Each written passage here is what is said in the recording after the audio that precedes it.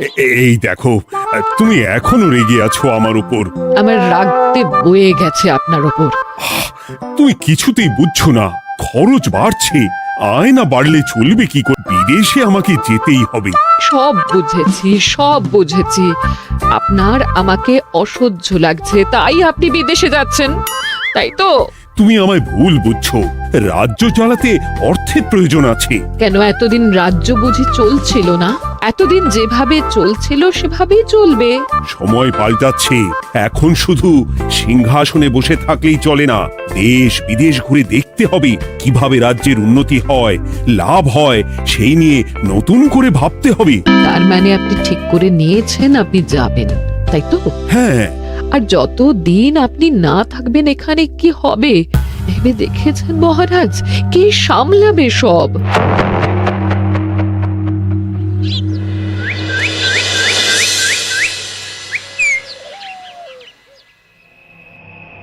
চিঠি?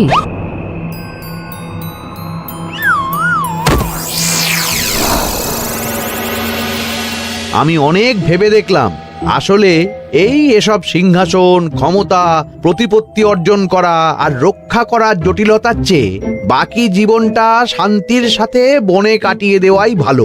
বলছি সবই তো বুঝলাম, কিন্তু এই শান্তিটা কে? মহারাজ সন্ন্যাসী হয়ে গেলেন আর এসব নিয়েও তুমি ভাড়ামি করছো গোপাল? ও মা গো, এবার কি হবে? চিন্তা করবেন না রানীমা, কৃষ্ণনগরকে আমি আমার বুক দিয়ে আগলে রাখবো। আপনার ছাতির মাপটা ঠিক মতো জানেন তো মন্ত্রী মশাই? মানে ওই গোটা কৃষ্ণনগরকে কি আপনি আপনার বুকের মধ্যে আগলে রাখতে পারবেন? গোপাল! মার্জনা করবেন মন্ত্রী মশাই। আমি বলছিলাম কি, ওইসব আগলে টাগলে রাখার আগে ওই ভালো করে খুঁজে দেখুন সব। মানে কি বলতে চাইছো কি তুমি? মহারাজকে খুঁজে বার করুন মন্ত্রী মশাই, লোক পাঠান, তিনি হয়তো এখনো বেশি দূর যেতে পারেননি। এটা কিন্তু ঠিক বলেছে গোপাল, তাকে একবার যদি খুঁজে পাই আমরা। আপনি চিন্তা করবেন না রানীমা, আমি এক্ষুনি লোক পাঠাচ্ছি। আর গোপাল, রানীমাকে বিশ্রাম নিতে দাও, যাও এখন। যত সব।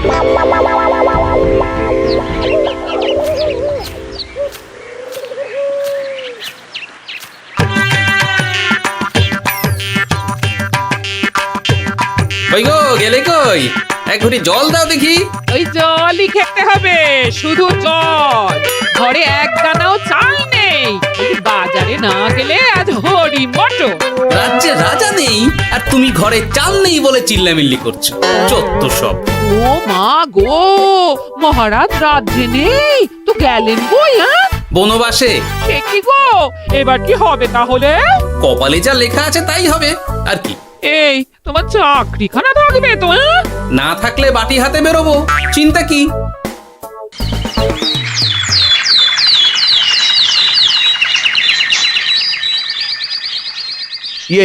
মহারাজ যখন নেই তখন আমি যখন এ রাজ্যের মহামন্ত্রী, তখন আমি এত মানে করার কি আছে মন্ত্রী মশাই? মহারাজ নেই তো কি হয়েছে, রানীমা তো আছেন। আমরা তার কথা মতোই চলব। একদম কথা বলেছে। হ্যাঁ, আমিও তো তাই বলছিলাম। মহারাজ যখন নেই তখন রানীমার নির্দেশ মতোই তো আমাদের সামলাতে হবে সব। কতদিন আর আগলাবে গোপাল? আজ নয় কাল এই শর্মাকেই বসতে হবে এই সিংহাসনে। যতদিন পারি ততদিন তো চেষ্টা করতেই হবে মন্ত্রী মশাই। আপনি যদি চলেন ডালে ডালে, আমি চলি পাতায় পাতায়। রাজা মশাই আছেন? আমি অনেক দূর থেকে আসছি।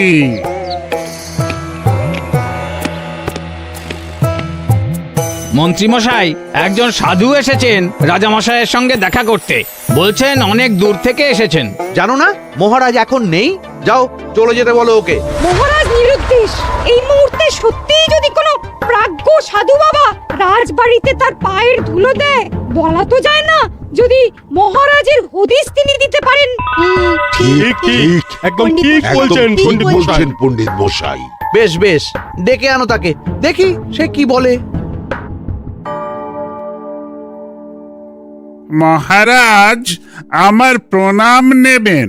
উনি মহারাজ নয়, উনি মন্ত্রী। আসুন সাধু বাবা, আসুন আসন গ্রহণ করুন।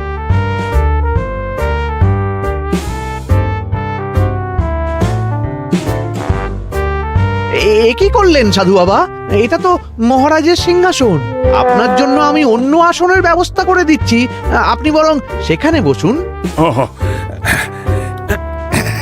রাজাই যখন নেই তখন তার সিংহাসনে বসতে ক্ষতি কি? আপনি কি করে জানলেন মহারাজ নেই? বুঝলি না, সাধু বাবা যে অন্তর্যামী গোপাল। আর কি হবে, উনি যদি বলে দেন মহারাজ কোথায় আছেন, তাহলে তো আমার আর বাবা পণ্ডিত মশাই, আগেই ওরকম হামলে পড়বেন না। আচ্ছা, আপনি যদি অন্তর্যামী হন, বলুন তো আমাদের রাজা মশাই কোথায় গেছেন? জবর জটা কালো চুলে দেনামা অতীত বলেন। বুম! মহারাজ বনবাসে গেছেন। এটা যখন বলেছেন সাধু বাবা, তাহলে মহারাজ এখন কোথায় আছেন সেটাও নিশ্চয়ই আপনি বলে দিতে পারবেন। গোপাল, সব বিষয়ে নাক গলিও না তো তুমি। ঠিক ঠিক আছে, রাজা মশাইকে নিয়ে চিন্তা হওয়া তো খুবই স্বাভাবিক, কিন্তু গোপাল, রাজা মশাই বনবাসে গেছেন, তাকে আর সংসার মায়ায় বাঁধা ঠিক কাজ হবে না।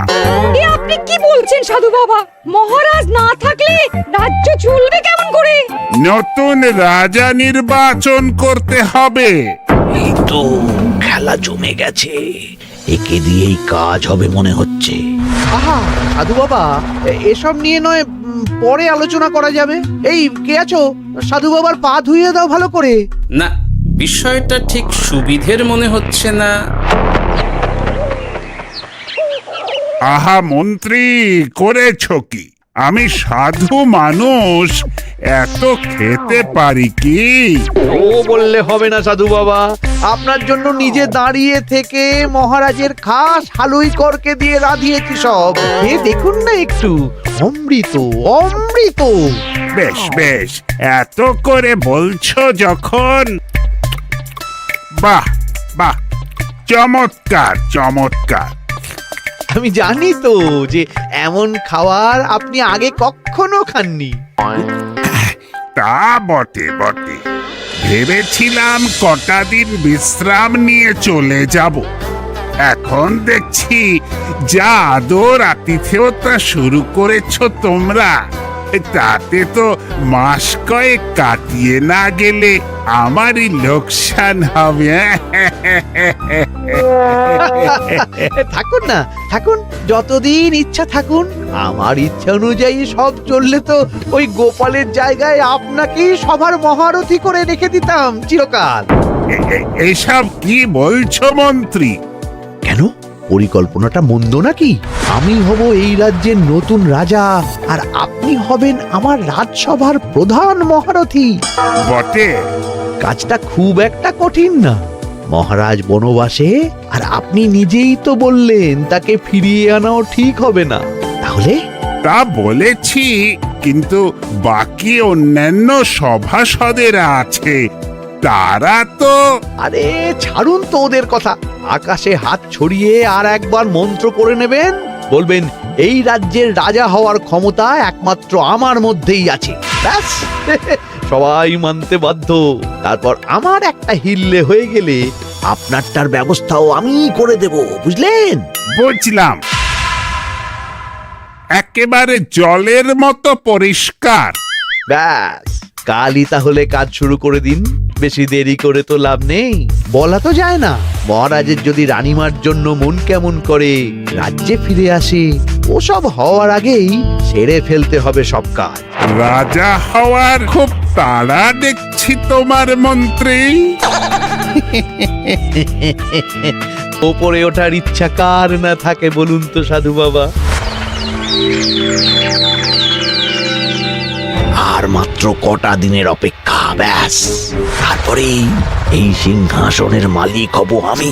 কৃষ্ণনগরের নতুন রাজা হব আমি। সমস্ত ধন দৌলত থাকবে আমার এই হাতের মুঠোয়। কি অত ভাবছেন মন্ত্রী মশাই একা একা? মানে কি ভাবছি তার কৈফিয়ত তো তোমায় দিতে হবে। হ্যাঁ, হিমা, ছি ছি ছি, আপনি কেন কৈফিয়ত দেবেন? আপনার মুখ দেখলেই তো বোঝা যাচ্ছে যে আপনি কি ভাবছেন। তাই বুঝি? তা বলো দেখি কি ভাবছি আমি।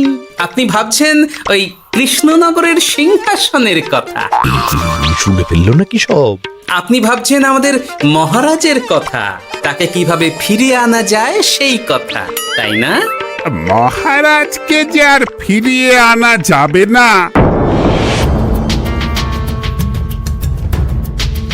সে কথা তো আগেই বলেছি। তাই যদি হয় সাধু বাবা, আপনি এর একটা কিছু বিহিত করুন, না হলে রাজা ছাড়া রাজ্য। ঠিক বলেছ, রাজা রাজ্য, নুন ছাড়া তরকারি, আলো ছাড়া দিন, জল ছাড়া জীবনের মতো। তাই যত দ্রুত সম্ভব নতুন রাজা নিয়োগ করা দরকার। কিন্তু এ বিষয়ে সিদ্ধান্ত নেওয়ার আগে রানীমার সাথে কথা বলা জরুরি। তার চেয়েও জরুরি একটা কাজ আগে করা দরকার। কিসের কথা বলছেন মন্ত্রী মশাই? গোপালের বহিষ্কার। এ আপনি কি বলছেন মন্ত্রী মশাই? একে রাজা মশাই, তার মধ্যে গোপালের মতো বিচক্ষণ মানুষকে রাজসভা থেকে বহিষ্কার করলে তো রাজ্যেরই ক্ষতি। এটাই হচ্ছে সমস্যা। এই কক্ষে যার যেটা কাজ নয় সে সেটা নিয়ে বেশি চিন্তিত। তুমি বিজ্ঞানে মন দাও, রাজকাজ আমার দায়িত্ব। তাহলে এরকম সিদ্ধান্ত নেওয়ার আগে সবার সাথে আলোচনা করা দরকার। কোনো দরকার নেই, আমি যা বলেছি তাই হবে। রাজ্যের ব্যয়ভার বাড়ছে, এই মুহূর্তে কোনো ভাঁড়কে অযথা বেতন দিয়ে পোষার কোনো মানে হয় না। তাই গোপালেরও কাল থেকে রাজসভায় আসার কোনো দরকার নেই। সবই আমি বুঝতে পারছি মন্ত্রী মশাই। বেশ, আপনি যখন বলছেন, এই আমার শেষ দিন রাজসভায়, চলি সবাই, ভালো থাকবেন।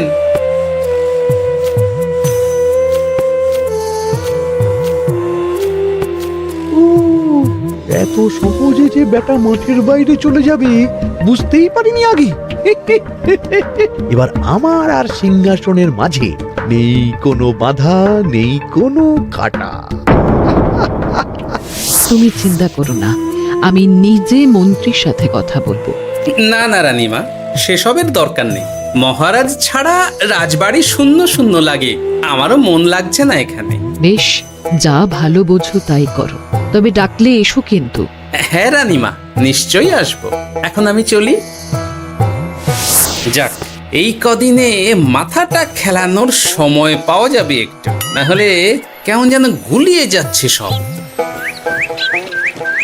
কি যে বলো গোপাল দাদা, এই শেষ দুটো শাকের আটি নিয়েও দরদাম করবে তুমি? ওরে, আমি বেকার মানুষ, দরদাম না করে উপায় আছে আমার? হ্যাঁ, শোনো শোনো শোনো, মহারাজ কৃষ্ণচন্দ্রের অবর্তমানে কৃষ্ণনগরে নতুন রাজা হিসেবে নির্বাচিত হবেন রাজ্যের মহামন্ত্রী। সেই শুভানুষ্ঠানে রাজবাড়িতে আমন্ত্রণ রইল। এসব কি হচ্ছে বলো তো গোপাল দাদা?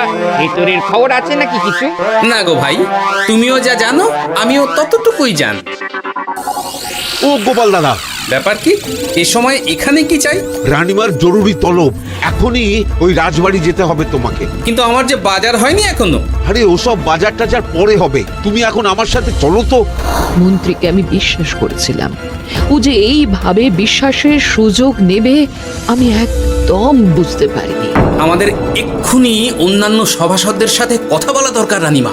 কারোর সাথে কথা বলার দরকার নেই রানীমা, আমি নিজেই চলে এসেছি আপনার সাথে কথা বলতে। এখানে কি জন্য এসেছো গোপাল? রানীমার কান ভাঙাতে? বাহ, আপনি সবার মাথা মুড়িয়ে সিংহাসন কবজা করতে পারেন, আর আমি রানীমাকে সেই সত্যি কথা জানাতে পারি না? চুপ! ভুলে যেও না, আমি কৃষ্ণনগরের হবু রাজা।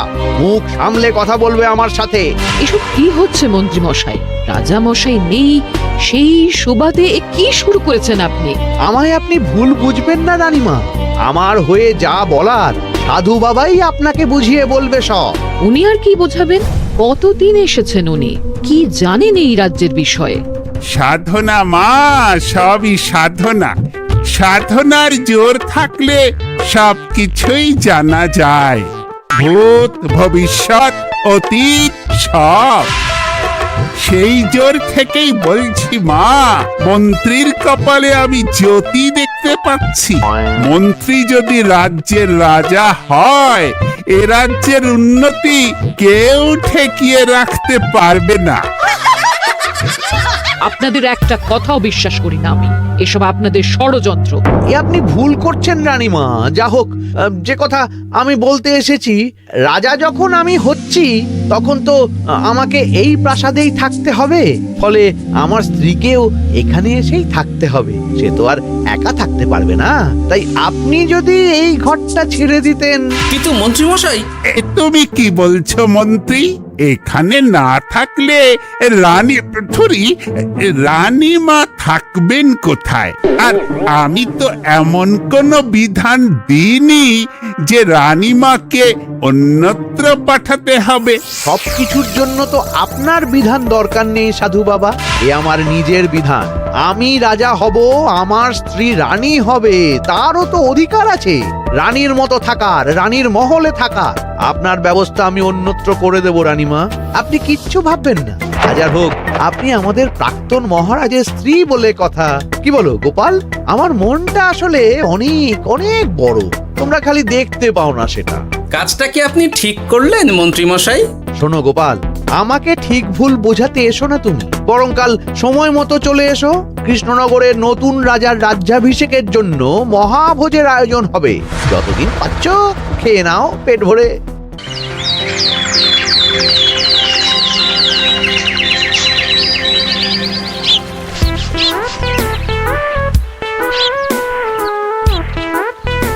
আরে এগুলো আবার কি পরে আছে এখানে? কি কিন্তু মহারাজের পোশাক, এখানে এসব কি করে এলো?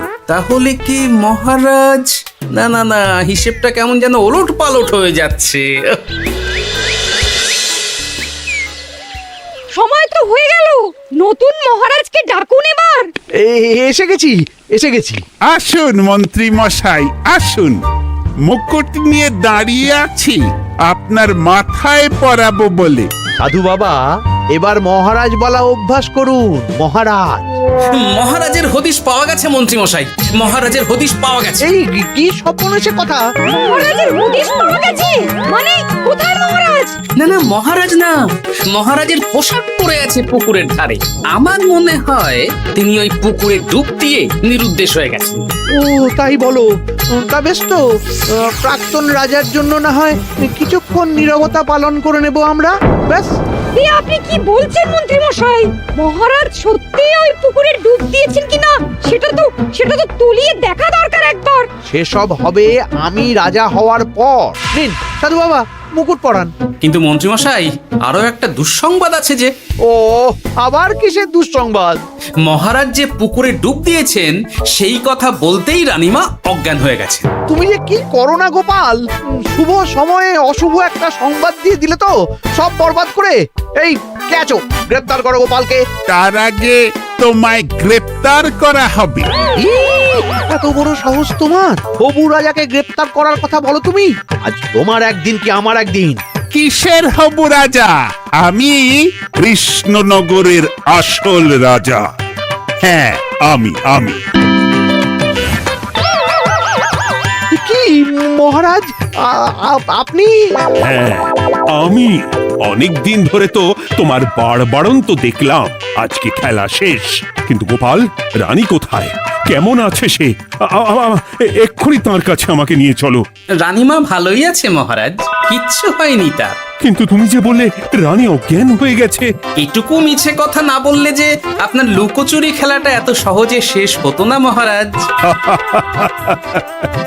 লুকোচুরি বটে, কিন্তু তুমি বুঝলে কি করে এত সব? প্রথম সন্দেহটা হলো যখন রানীমাকে অন্যত্র রাখার কথা বলতেই আপনি বিচলিত হয়ে উঠলেন, তখন।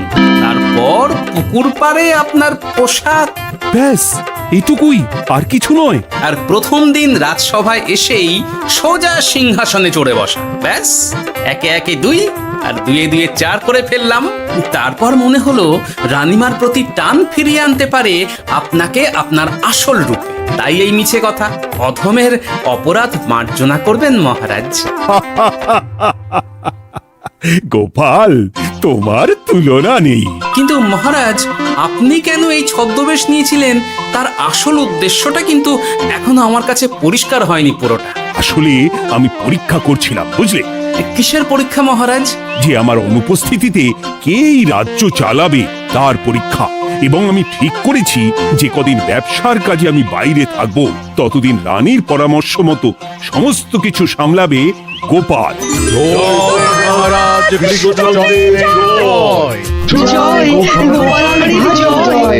আর আমি মহারাজ?